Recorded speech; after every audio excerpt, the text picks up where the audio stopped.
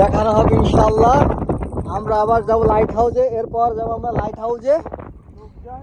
আর এটা সাগর, এটা হচ্ছে পৃথিবীর শেষ প্রান্ত,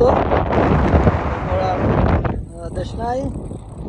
আই থিঙ্ক এখান থেকে অনেক দূরে একটা আইল্যান্ড আছে,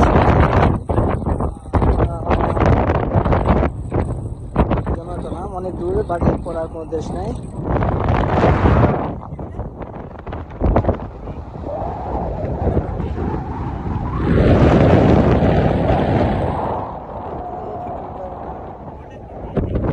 এখানে ছিল অনেক